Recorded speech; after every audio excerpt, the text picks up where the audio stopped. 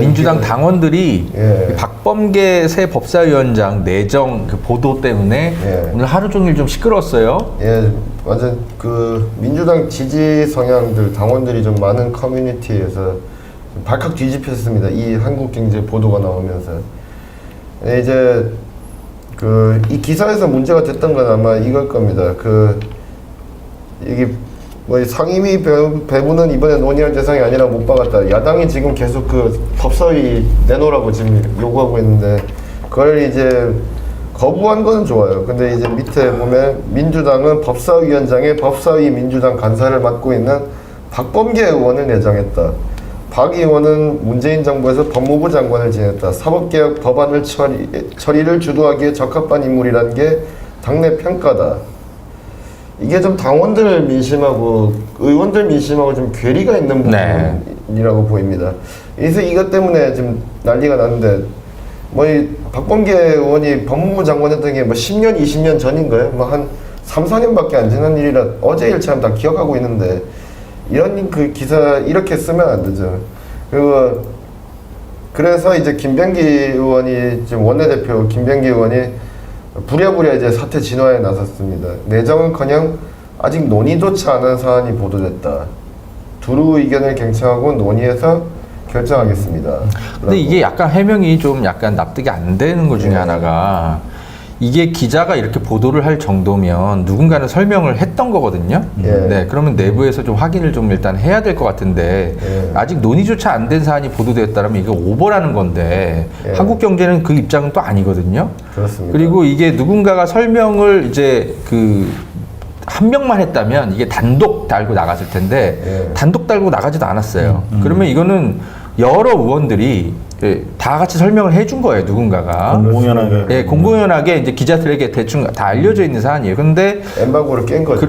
그런 걸 수도 있고요. 그런데 지금 이게 논의조차도 안 된 사안이 보도됐다라면은 한국경제에 이게 항의를 해야 되는 거 아닌가.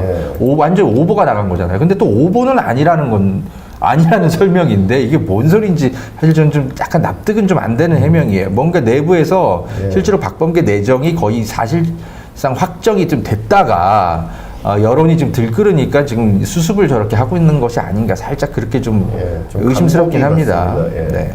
근데 이제 그러면 민주당 당원들 그리고 지지층들은 왜 박범계 의원이 법사위원장에 내정된 소식에 반발하는가? 이건 아마 허재현 선배님께서 가장 잘 아실 것 같은데.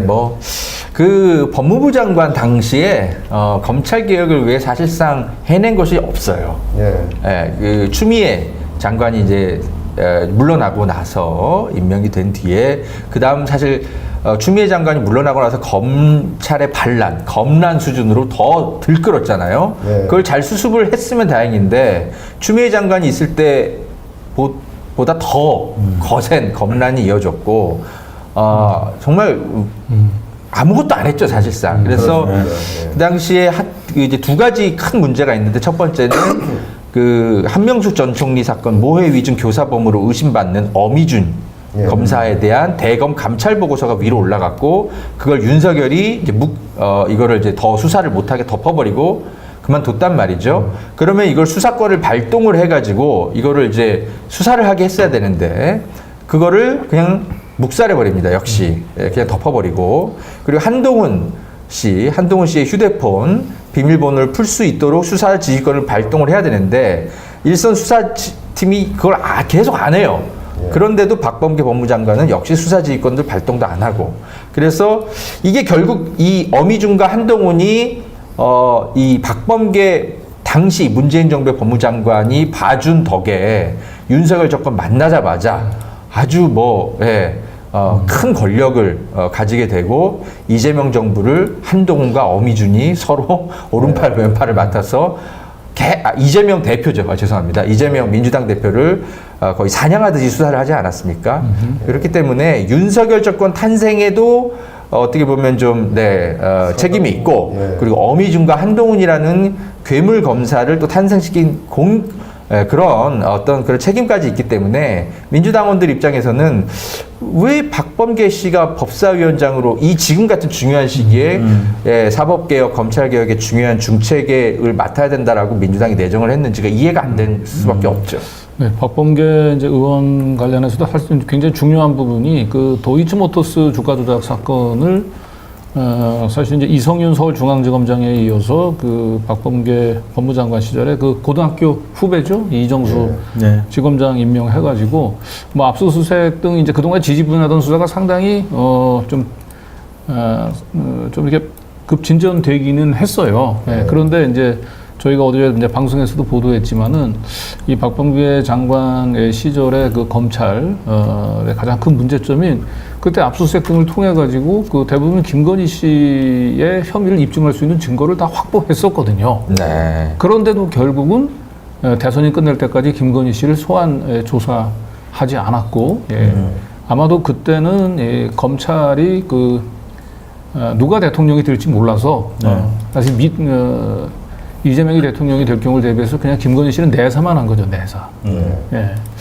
그런데 이제 저희가 이제 묻고 싶었던 것은 당시 검찰이 서울중앙지검이 이렇게 수사를 통해서 그 김건희 씨와 관련된 결정적인 물증을 확보했다는 사실을 박범계 장관은 보고를 받았는지, 예, 보고를 받고도 예, 그 검찰이 대선 결과를 눈치를 보면서 그 몸을 사리는 것들을 그냥 용인을 했는지. 아니면 아예 그런 결과들을 보고받지 못했다고 한다면 또 그것도 또한 이제 법무장관으로서 좀 책임져야 될 부분이죠. 예.